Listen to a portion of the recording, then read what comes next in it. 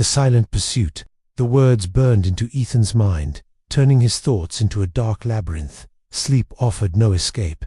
Every time he closed his eyes, he saw the blood-red letters against the grimy warehouse wall. It wasn't just a clue. It was a challenge, a test of wills between him and an unseen adversary. He paced the confines of his apartment, the silence amplifying the pounding of his heart. He tried focusing on the logistics, the ballistics, anything to push the haunting image away.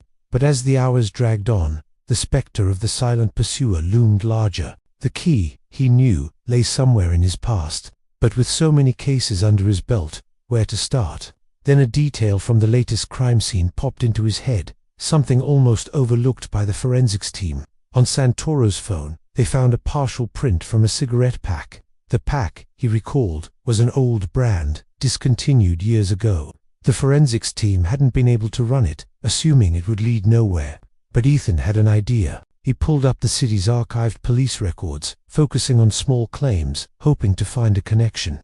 After hours of searching, he found it, a missing persons report from nearly 20 years prior. The details hit him like a punch to the gut. The missing person was Lena D'Angelo, the most lethal weapon of the city's underworld.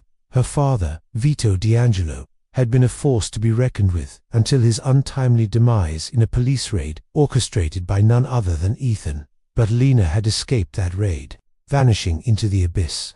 And now the same name resurfaced through a cigarette brand. It had to be a coincidence, right? As he delved deeper into Lena's world, the lines blurred between duty and obsession. Days turned into weeks, and Ethan found himself living at the precinct, fueled by coffee and the need for answers. Maria watched him, concerned. She knew what it was like to lose oneself in a case, to let it consume you. She didn't want to see Ethan repeat her mistakes. One evening, while poring over Lena's file, she found a lead. An associate of Vito D'Angelo claimed to have seen Lena after the raid. According to him, she had fled to the south of France, changing her identity and starting anew. But something didn't add up. If Lena had fled, why return now? And what connection did she have to the cigarette brand? With a lead to follow, Ethan decided to take a long weekend and fly to France. Maria tried to talk him out of it. She understood his drive, but it wasn't healthy. Not for him, not for the case. But Ethan was adamant. This was his obsession now, his silent pursuit, and he wouldn't rest until he brought it to an end. In the quaint town where Lena was supposedly spotted, Ethan tracked down the man who claimed to have seen her. The old man was reluctant to talk, clearly afraid of becoming a target. But when Ethan pressed him, mentioning the recent murders, the man broke down. Yes, he said, he had helped Lena disappear, but she had moved around often, leaving little traces behind. Determined, Ethan visited the local library, hoping to find some record of Lena's presence. He spent hours poring over yearbooks, church records, anything that could shed light on her whereabouts. Just as he was about to give up hope, he spotted a name in the wedding announcements. Lena D'Angelo. With renewed vigor, he checked out the wedding records. The bride's last name had been changed to Martin, and Ethan left immediately for the address listed in the record. The house was modest, unassuming, the perfect place for someone wanting to hide. But as Ethan approached, a black SUV pulled up outside. A man stepped out, his face hidden under a hoodie. He glanced at Ethan, then at the house, and then back at Ethan. In that brief moment, Ethan saw the answer he had been seeking. The man made a U-turn and sped away. Ethan was left staring after him, the realization dawning on him like a physical blow.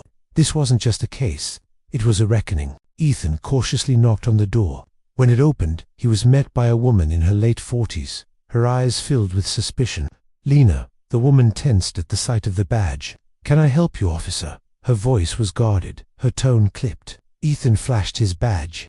"Ma'am, I need to ask you some questions about your friend, Lena D'Angelo." The woman's eyes widened.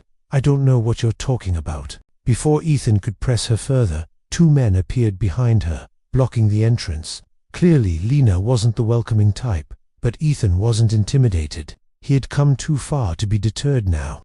He pulled out his phone, showing her the picture of the mysterious cigarette pack. "Do you recognize this?" Her face faltered. "I don't." "Then why does it have your friend's fingerprints on it?" A tense silence hung in the air. Finally, Lena spoke, her voice low and dangerous. "Get out of my house, officer, before I call the cops." But Ethan wasn't leaving empty-handed. You can't hide from me forever. Lena, you're responsible for those deaths, for the silent pursuit. You have no proof, she snapped. And if you don't leave right now, I'll have you arrested for trespassing. With a final warning look, Ethan stepped out of the house. As the door slammed behind him, he knew he had struck a nerve. This wasn't just a case anymore, it was personal. The drive back was filled with a heavy silence. Ethan replayed the events in his head, trying to make sense of it. The confrontation, the lack of answers, it all added to the puzzle, but nothing fit. Maria looked at Ethan, concern etched on her face. You okay? He sighed, running a hand through his hair. I think we just hit a wall. Maria didn't push. She knew when to hold back, when to let him lead. But the quiet wasn't comforting. It echoed the unspoken question that hung in the air. How much deeper did this rabbit hole go? In the coming days, the pressure mounted. The media frenzy surrounding the silent pursuit intensified, and the department expected results. But Ethan was stuck. He needed a breakthrough, something to connect the dots. But how? As he walked the streets, the noise of the city seemed deafening, the people oblivious to the danger lurking among them. Suddenly, he stopped. He had missed something important. All his focus had been on Lena, on her possible connection to the crimes, that he had overlooked another crucial piece of evidence. The motive. Why was someone targeting these men? He raced back to the precinct, eager to share his realization with Maria. Only she wasn't there. He found her in an interrogation room, facing the man who had given them the lead on Lena's whereabouts. The man's face was ashen, his eyes darting around. It was him, the man blurted out, seeing Ethan. He sent me to get rid of them, the old men. Said they were a liability, had to be silenced. Ethan's eyes narrowed. Who sent you? Lucas Silvano. He wants the silent pursuit to continue, wants everyone to fear him. The name struck a chord in Ethan's memory. Lucas Silvano, a rising star in the criminal world, ruthless and ambitious. Could he be the one orchestrating the killings? As the night deepened, the pieces fell into place. The motive, the method, the audacity. It all pointed to Lucas Silvano. But why?